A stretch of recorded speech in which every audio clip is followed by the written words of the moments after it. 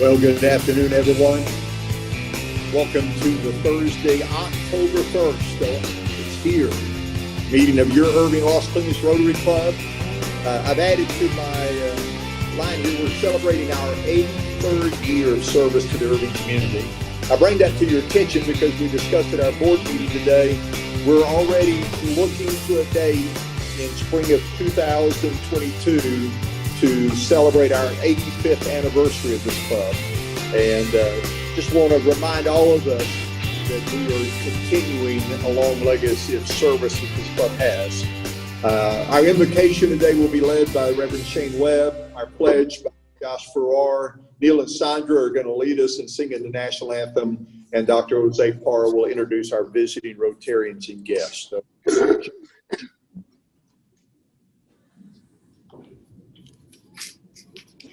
I invite you at this time to pray with me. Let us pray. Gracious and loving God, we thank you for this day, for the breath that you have given to each of us. God, we thank you and praise you for this beautiful weather, for the cooler temperatures mixed with days of sunshine and heat. This is a wonderful mix.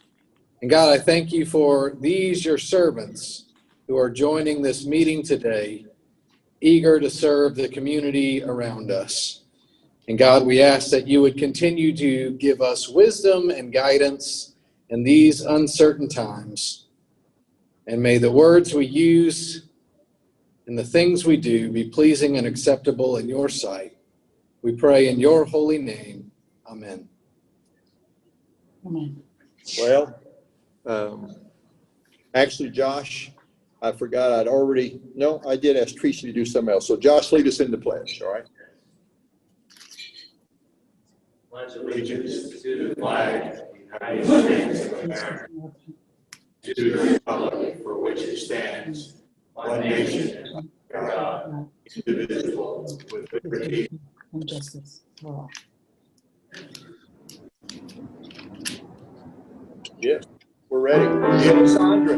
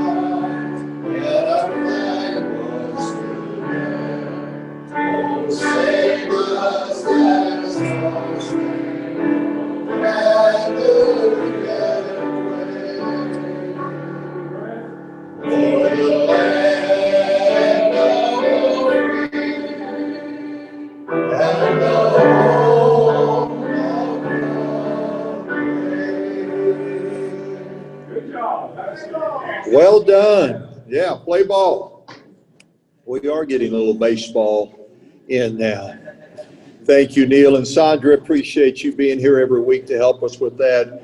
I know we have a few visiting Rotarians and guests today, so Dr. Parr, do you have that list? Getting it now? Yeah, so over here at this table, we have Joe. Joe, we're glad you're here. Well, we have one other guest. Nicole, did you sign in? Did we miss you today? We'll stand up and tell everybody who you are.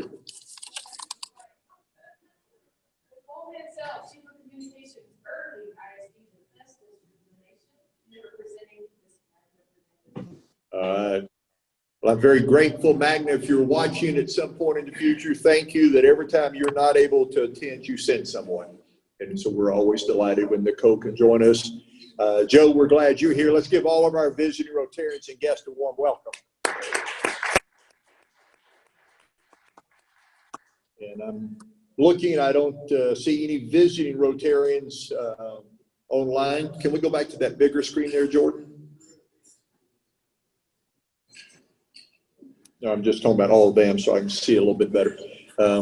All of our Rotarians that are online, I see Doreen, and I see Randy Hubbard and Mara, and there I can see the rest of you, Tracy and Bob and Rick, Clint and Kathy, Chris Dobson, Crystal, Brad Cole. Thank you to each of you. I don't think I missed anybody there. Jim Klein up in that upper right-hand corner. Oh, Crystal, good to see you there. All right.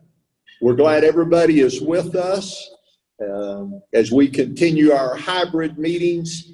I'm looking around, we had intended to induct a new member today, but that's going to occur next week. As many of you knew if you were here last week, Jackie Knox retired from his job with the city or with the DCURD, had been working with Mr. Carpenter since 1974, seeing the Las Colinas development, and stepped into DCURD after David Brune stepped down, and now he is retired, but he is staying on as an honorary member and has replaced himself with Dallas Burke, the new director of DCURD. So we'll be inducting Dallas hopefully next week.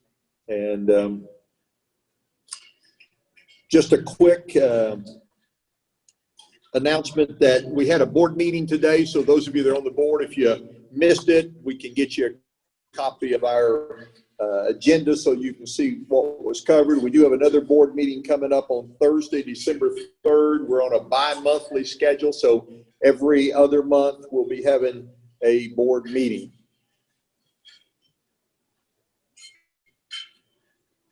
Any other announcements I need to get to? Bill Labar, do we have anything we need to be aware of on flags? I know we've got a distribution coming up in 5 weeks, so. I checked the barn Wednesday.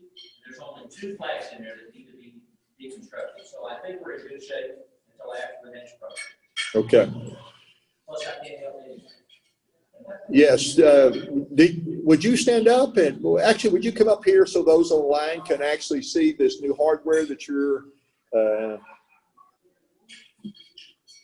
you know, and my experience is there's a story that goes with these, and sometimes the story we make up is better than the real story. So you could tell either one. They won't know. You've told me. So come stand here, though, so those online can see you.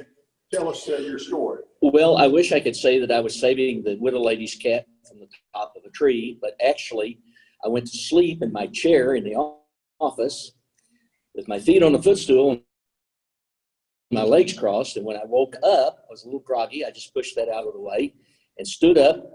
And I had to pull myself out of the chair and realized that both feet and both legs below the knee were asleep. And at that point, I couldn't move. And all I did was just launch myself forward in the ceramic floor. I didn't break anything or dislocate anything, but I may have torn the rotator cuff. So I have an MRI in the morning to find out about that, and then I'll meet with the orthopedics again next week. I'm telling people, you know, I just turned 70, that this is my first Geezer Hood merit badge. So just so you'll know. A Geezer Hood merit badge, yeah, and thanks for all your concern. All right. Well, we did announce last week, Bill, we have been praying for you, but keep us updated on the MRI. Are you left-handed or right-handed? Okay, so you can still eat and write. Okay.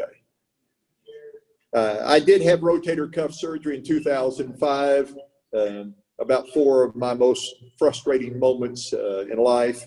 The most difficult was trying to get the seatbelt on because you couldn't reach over with the left hand to buckle it. So anyway, hopefully it'll go better for you.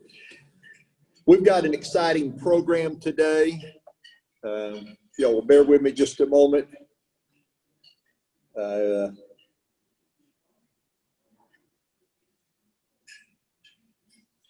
Somewhere here I have an email from Rick Lindsay.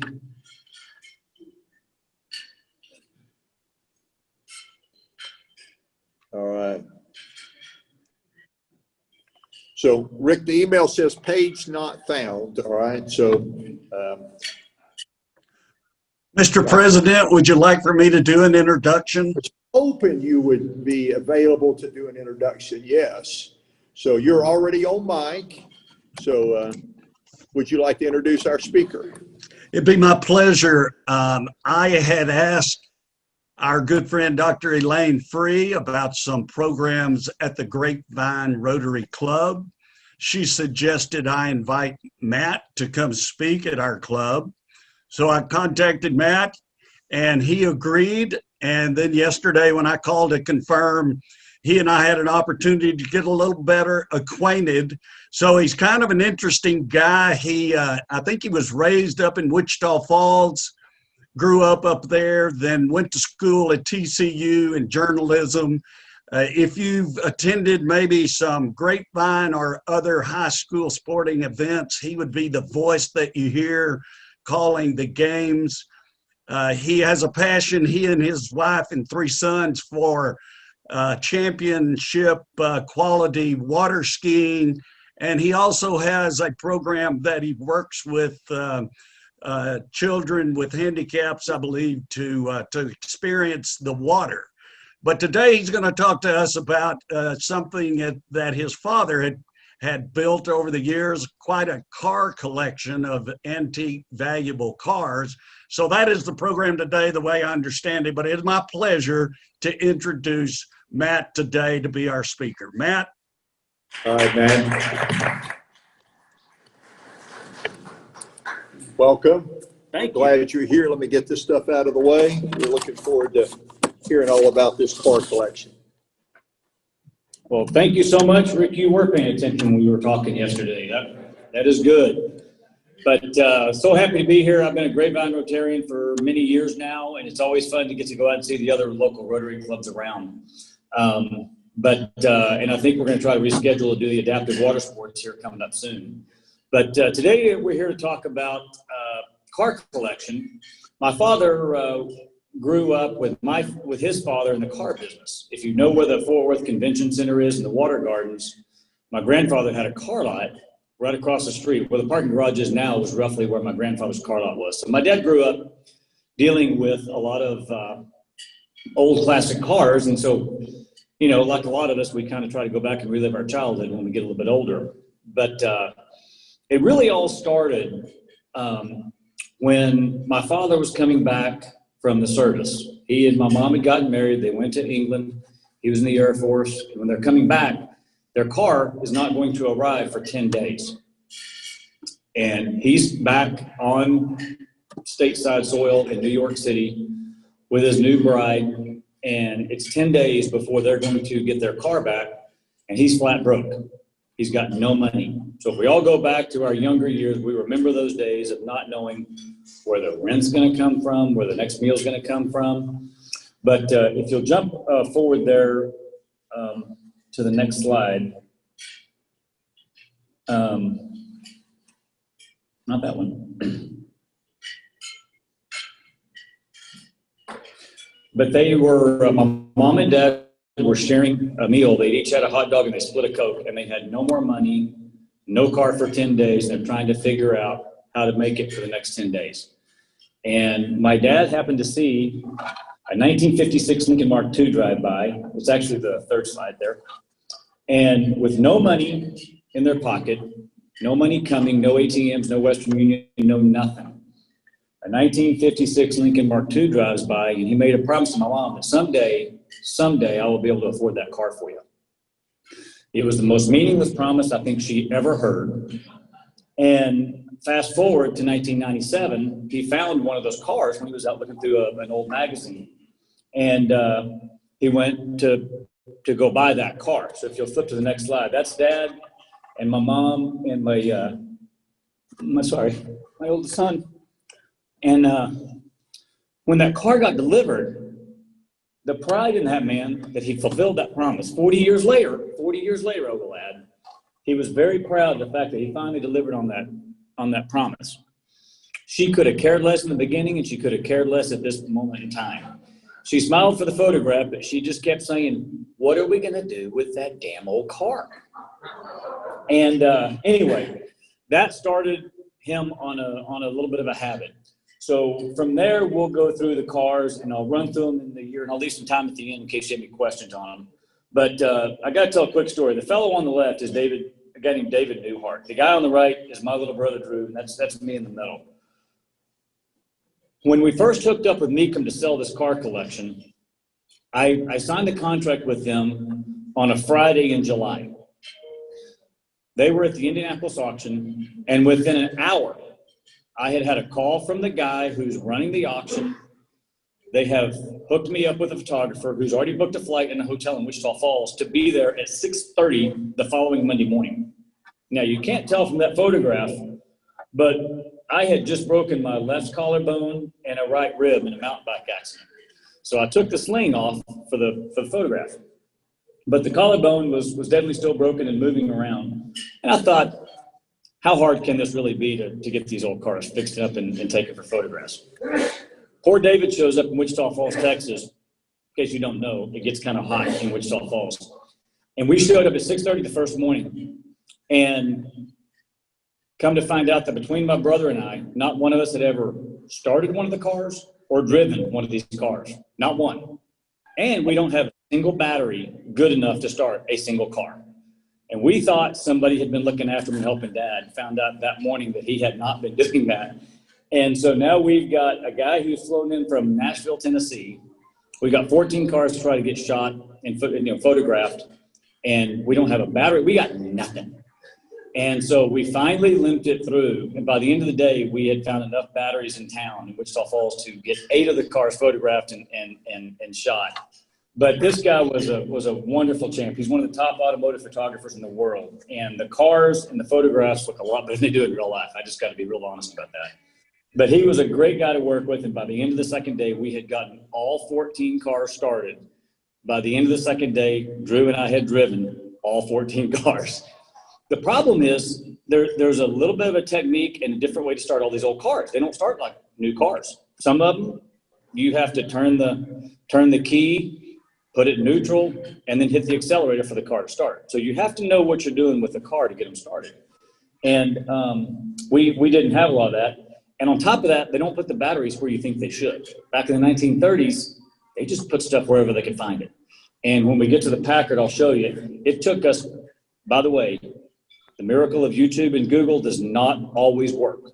You cannot find on Google or YouTube, between the three of us, could not find where is the battery on a 1936 Packard.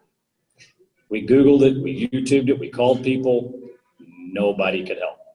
So we had to find it ourselves. It took 2 hours. When we get to that car, I'll show you, because that has a lot to do with me and a broken collarbone and a broken rib, because it's not an easy task to find it. But anyway, if you'll move on to the next slide, we'll go to start with the vehicles here.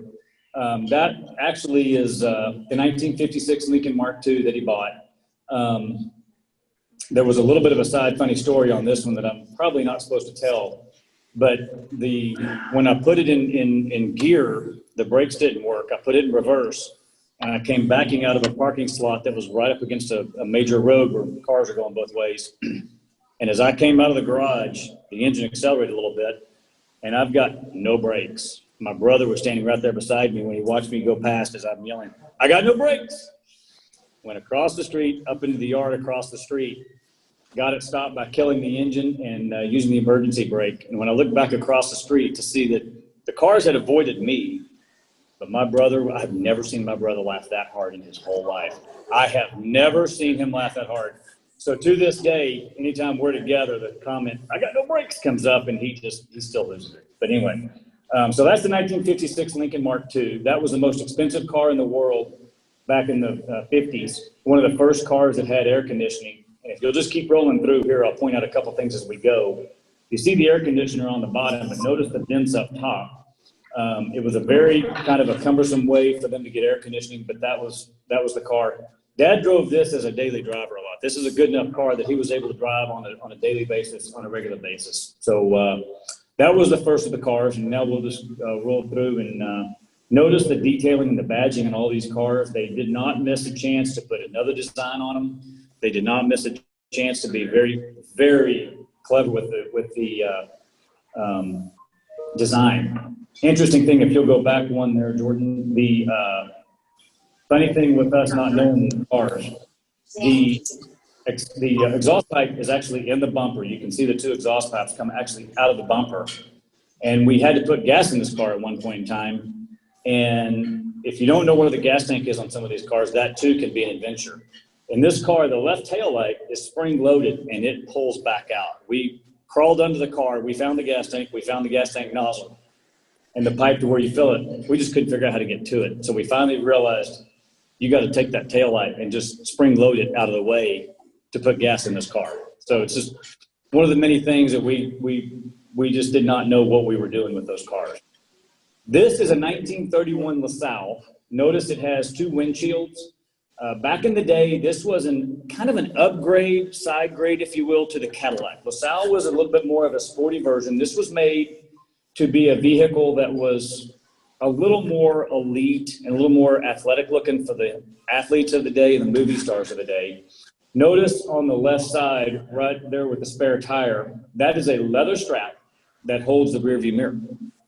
This is not the only car you'll see that on, but this car does have a top to it, and we can wrap through some of these pictures here, but that's frequently referred to as chitty chitty bang bang. You'll notice there's a spare tire on the right-hand side.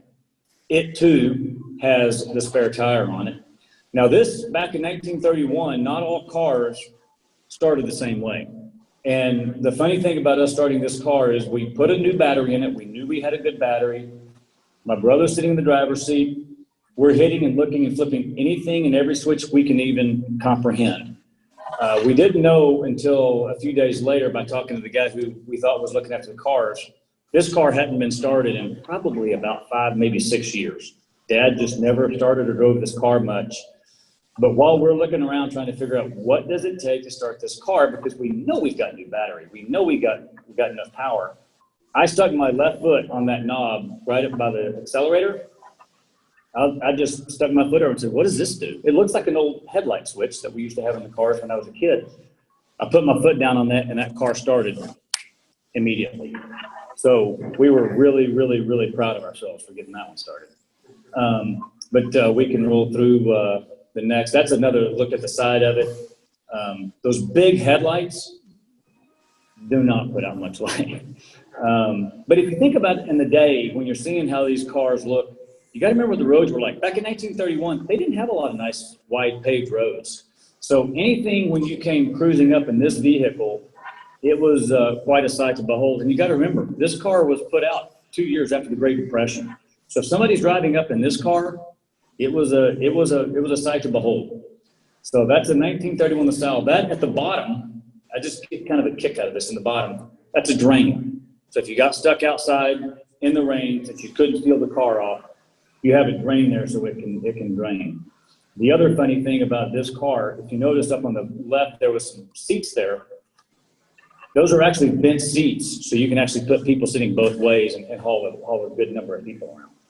But anyway, that's the LaSalle as it moves on. This is the 1936 Packard. It's just a real classical car. The thing not many people realize about the Packard vehicles, they were created around the engine. The actual Packard company made the motor for the PT boats.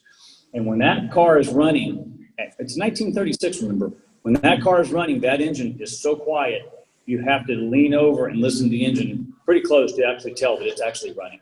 It's a very quiet car and a very powerful motor. It's a V12 engine. But back to the battery, this is the car we had trouble with the battery. Now, you have to open up that side door that's behind the access door, which was actually technically made for golf clubs, because back in the day, your golf clubs would fit into that hole. But you have to open that door. Underneath, in the middle of the car, you have to pull the carpet back and pull a piece of wooden deck back, and the battery sits down in and under, and it's very hard to get to. And when you have a broken collarbone and a broken rib, and you're trying to practice yoga to get a battery out of the car, it was not fun. It was not easy. But we did get it started, and we did get it going. And you'll notice as we go through these cars, you can keep going there. The interiors on them are very clean. This one does have the rumble seat.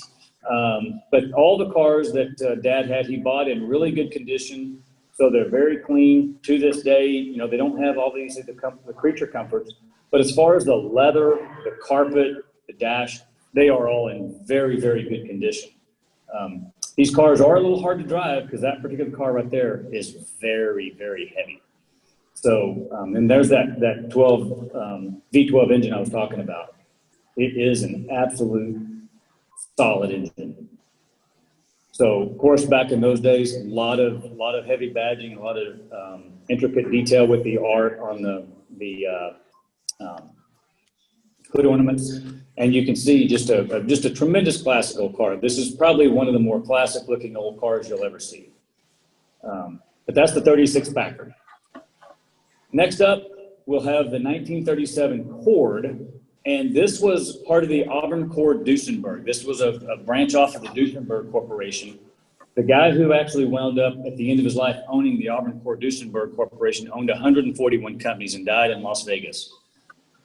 Not really sure what all he was into, but my guess is he was very clever with his business dealings. But this car actually was an Auburn Cord Duesenberg certified car until about 20 years ago when somebody decided they wanted to upgrade the engine to the modern supercharged engines of the day. And it would have been one of the options on the car, but it wasn't on this one. So by doing so, they actually hurt the value of this car by somewhere in the $100,000 to $150,000 range just because it's no longer numbers matching certified vehicle. But the interior is very clean. And if you move through the next, it's a very small interior. It's a sporty looking car. You can see the shifter. I think I have another picture coming up here on the shifter. This is what they call a pre-shifter. Again, knowing how to drive these cars is critical because that knob is your shifter and you pre-shift it to the gear you want to be, and then it shifts to that when you hit the clutch. So it's a very sporty car, very fun car to drive, and it's probably one of the more eye-catching vehicles in the collection. You'll notice on some of these photographs when David took the pictures, of course this one has suicide doors, some of these photographs were taken from a long distance. The first day we shot vehicles, David Newhart walked to shoot 8 cars, walked 7 miles, and did over 1,200 squats up and down because he would get so far away from the cars to shoot them the way he wanted to shoot them. So, but that's the Cord. You see the Auburn Cord Duesenberg sign right there above the license plate. But just a really classic, beautiful old car. And there's the superchargers that were added on. I won't go into the mechanical details of that. But while it does make it a better car and drive better, it did hurt the collectability of the car. So next up, we'll have a 1937 Plymouth pickup truck. My dad remarried. My mom died about 12 years ago. Dad remarried when he was 79 to a lady named Jane, very artistic lady.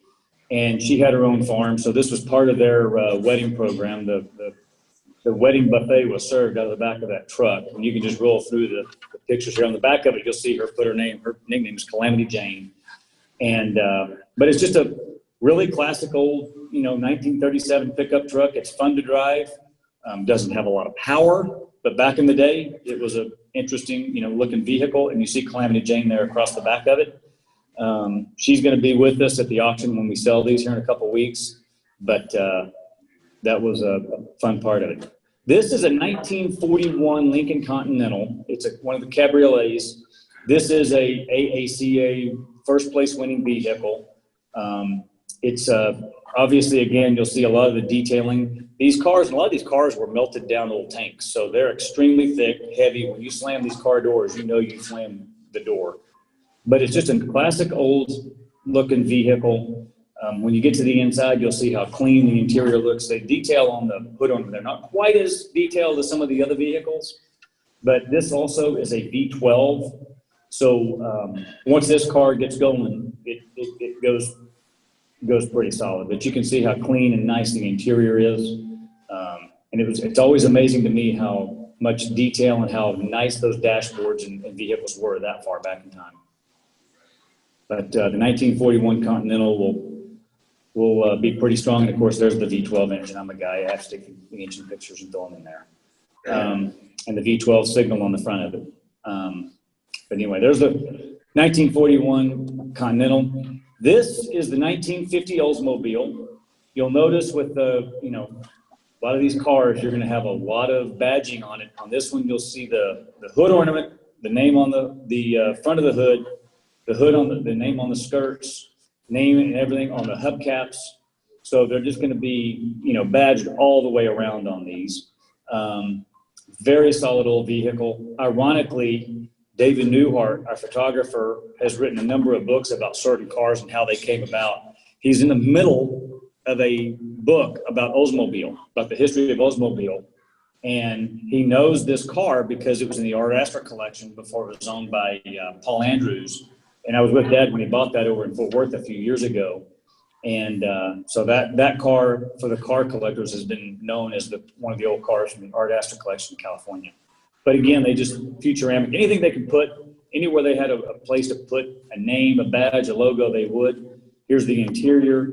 And you'll notice as we get to the 50s and the 60s, you're going to see a lot of two-toning and a lot of contrast in the passenger compartment. But there's the 1950 Oldsmobile Rocket. This is a 1953 Jaguar. And one of the things that Dad did, and he did it for years before any of us actually knew he was doing it, he would bring family and friends over and let them pick a car to haul them around town. If it was a wedding, if it was a special event, he would let them come pick a car. And he'd put his chauffeur outfit on, which we didn't know he had, and he would take them and be their chauffeur. This particular car right here was the one that was chosen almost every single time. Something about the British royalty, the paint job, the color, we don't really know why, but this was the car that was almost always chosen. And of course, if it's a wedding, the bride's gonna pick the car. But every single person I've taken over there that I know from Wichita Falls or any of our family friends say, okay, you get to pick a car, any car, to be driven away from a special event. Which car are you picking? That's the one they always pick. Something about that British mystique, I think. The irony of that, it is the least valuable car in the whole collection. So go figure on how that works. But anyway, the paint job on that car is just an absolute beautiful car. Really clean, nice interior. Not a very big car, so it's not like it's a spacious car for someone to want to have a lot of room for riding around in. But it's a very easy car, very fun to drive, and it too is a V12. So there you have that. So there goes the 53 Jag. Next up, you have the 55 Mercury Montclair Sun Valley. You notice on the top, that is actually a clear acrylic top. Not very many of those left. We think there's only 6 left in the world. But this was a Mercury Montclair, a lot of names, a lot of detailing on the side. If they got a spot to throw some chrome, they're going to find a way to throw some chrome on it. But it's a fun car to drive. The pictures look a little slanted, just wanted from where I'm at. But notice the interior, just what a nice classic 50s look this has to it. Looks like something from Happy Days. You have the red and white, classic two-tone interior, but it's just a beautiful old car. And again, they're going to throw names, Mercury, or whatever they can, anywhere and everywhere they can.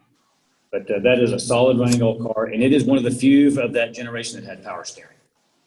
So it's a really classical vehicle. Again, heavy as it can be.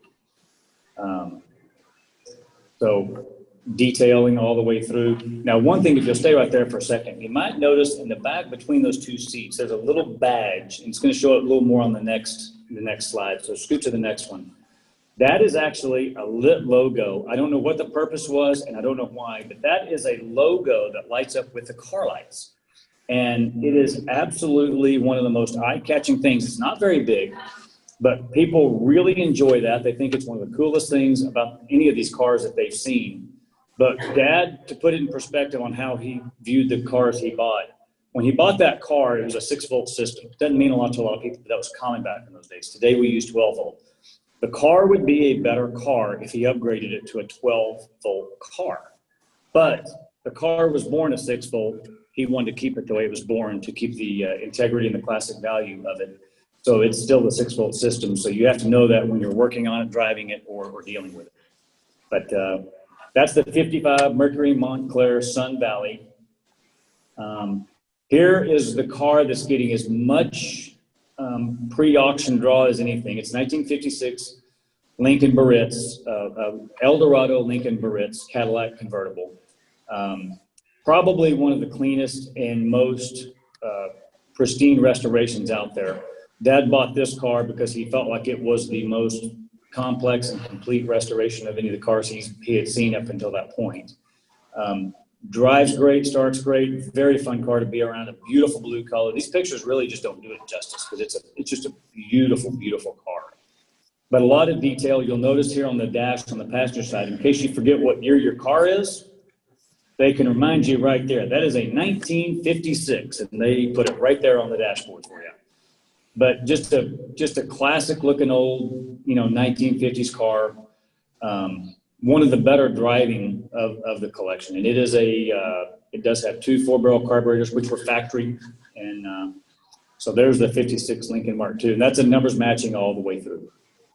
Next up, we have the kind of the vanilla version of the Batmobile, 1959 Buick. This is obviously convertible. Notice all the angles, all the metal. These cars are really, basically just land yachts. They just are so long and so heavy, but this is just a classic car. It's a fun car to drive. This is one of those cars you put in neutral, turn the key, hit the accelerator, and the car starts. So good thing about it, if you have this car out in public somewhere, there's a very slim chance it's going to get stolen because no one will know how to start this car. But it's just, classic old detailing, a lot of angles, a lot of lines, and you can see in the Batmobile where they picked up a lot of that back in the 50s. But it's a, classic red and white interior, very clean, just a fun, classic old car. And by the way, when the Mecum auction hits on October 17th, between my brother and sisters and I, we will get to drive these across the stage on live TV while they're being sold. So that's going to be an interesting element.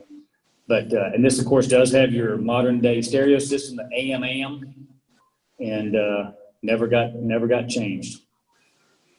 There's one of our new batteries. Aren't they beautiful? But look at just all the angles and all the details. I just love all the craftiness they went through back in those days. But there goes the 1959 Buick. Next up, we have 1960 Continental, and this was a car that when it popped up on Facebook, we just had a lot of, doing okay on time, I got to go a little faster, had a lot of comments about it. Back in the day, this was probably not one of the more popularly viewed cars. It didn't sell as well. Still a fun car. It is a convertible. And when you get to the next photo, you'll see the contrast in the interior. When you get to the end of the next photograph, you'll see one more. You'll see this has a back window inside out because it's a front hood, so this car is very hard to work on when you do need to get under there and work on it. But you'll see in the convertible top, there's actually a window that goes up and down. Why they felt like that was important, I have no clue, but it's there. It works. Still a good-looking old car, but it is not been one of the more popular of the generation. Next up is a 63 Jaguar Xje. This car is getting a lot of attention because a lot of the attention has shifted from the old classics because that generation has moved on. But a lot of what's getting taken and getting a lot of attention now is a muscle car. So this one actually technically fits within the muscle car generation. It's a very small car. When I get in that car and sit and drive, that rear view mirror is literally right beside my head. Very hard to see anything behind it. It is a 12-cylinder engine. That car will flat out scoot and get out from under you in a hurry. If you're not careful, if you don't know what you're doing, you're going way too fast, way too soon. It handles great, drives great, beautiful restoration, big steering wheel, classic Jaguar features, but it will move in a hurry and get out from under you. So there's the 63 Jag. That one's actually, there's the 12-cylinder. That's actually owned by Jane, and she'll be there with us when we sell these. So just a beautiful, beautiful car, fun to drive. Last up, obviously not part of the classic collection that fits the rest of it. For somewhere along the road, Dad decided he needed to have a Ferrari. He bought this from Don Davis, the auto dealer in Fort Worth. It's Testarossa, which at one point in time was not that highly regarded of a vehicle, but it's been one of the Ferraris that has turned around and become one of the better long-term performers because it's one of their better built cars. So the value on this car dipped 10 years ago, and it's increasing pretty rapidly now. It is a yoga exercise to get in and out of this car. But Dad didn't drive a lot because he had big feet. And there's a very narrow gap between the transmission. It's not really the transmission hump, but it's where the transmission is. But it's a very narrow gap between the brake pedal and the end. And so you have to have very narrow feet. I don't have big feet, but I have to turn my right foot sideways to press on the gas only. So it's not an easy car to drive. It is a fun car to drive, but it's not that easy to drive. And so he had to go buy a pair of Italian driving shoes to collapse his foot so he could get it in between that little slot. And we think he only put those shoes on one time. But anyway, that's the engine. It takes a tremendous battery to turn that engine over because it's got such high compression. But it's just a classic, classic old Ferrari and fun to drive, part of the Testarossa. It's a Pininfarina design and just a classic old car. It's not the Tom Selleck Magnum PI car. A lot of people think it is, but he did not have a Testarossa. But that's one of their more classic cars. But anyway, October 17th, and if you can pull up that web link, Mecum has all these cars listed. They have about 25 or 30 photographs of each car, and they're on Mecum's site. We will be rolling across the state between 2 and 4 on October the 17th. Fingers crossed if we really get to have that auction. It was supposed to be September the 12th, but due to the coronavirus, it was pushed back to October 17th. So we're all crossing our fingers and hoping that we actually get there. This is actually the website that Mecum has, and you see right there at the bottom when you scroll up all the lots, all 14 of the vehicles are there. And a lot of people have asked between my two sisters and my brother, do we want to keep any of the cars? Why don't we want to keep any of the cars? I'm shocked, frankly, that none of us wanted one. I'm probably shocked mostly that I didn't want one. But after working on them, it just was not something I wanted to do. And they were Dad's. It was Dad's deal. And, he enjoyed them. He loved them. But I just, felt like it was better to move them on and let the next collector have them and add them to their family. So with that, any questions? Yes, sir.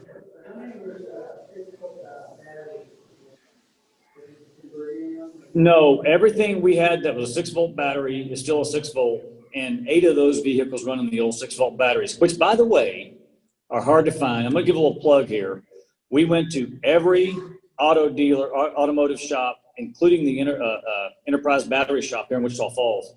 There was one battery that we could find in all of Texas, and the O'Reilly's Auto Part right across the street was able to round up 7 and have them delivered the next morning. And that's how we were able to get all those cars photographed. We moved one battery all day long from car to car to car to car, but the next day we were able to start putting batteries in permanently because we don't know why, but Dad only kept 1 or 2 good batteries at a time because he only really drove 1 or 2 cars at a time. So that's an interesting question. Other side note, on those Optima batteries, they only charge with Optima chargers. We found that out the hard way. Go ahead. We have a mechanic that looked after all that stuff. And they're all in really good shape. Ironically, the 1956 Mark II is the only car that hadn't had significant restoration on it. That car has about now probably 37,000 miles. We got it with about 30. And it had original tires. Dad changed the tires. Everything else on that car, with the exception of the maintenance stuff, is mostly factory. It has not been updated. Yes, sir. What was your dad's favorite? What was Dad's favorite car? That's a common question, and on one of the family meetings that we had between my brothers and sisters, we asked that question, and we all came up with 4 different cars. We don't know. He wouldn't answer. I tried to pin him down several times, and Dad was pretty, he wasn't a guy that liked to be pinned down. He was a very direct, very straightforward guy. But I asked him one time, I said, okay, Dad, cars are all running. Building catches on fire. Which one you getting in and driving out? He would never answer the question. I tried every way I could to rope him into that answer. If it were me, I would have guessed the 1936 Packard. My brother thought the Cadillac. My sister thought the green Lincoln. And I don't remember which car my oldest sister thought. But none of us thought the same car, which was interesting. So it's a good question. I'm probably about out of time. Are we good? Got time for one more? Anything else? Any other questions? Anybody on Zoom? Thanks for doing the Zoom thing. I think y'all have really got this Zoom thing mastered. It looks like y'all have a great system, so kudos on that. So, you bet.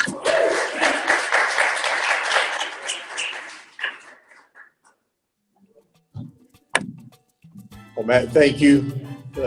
Very entertaining, and for many of us, you may remember some of those cars or actually seeing them on the road, but we'll have to have you come back after the auction and give us an update as far as kind of the entertainment that happened in that part of it as well.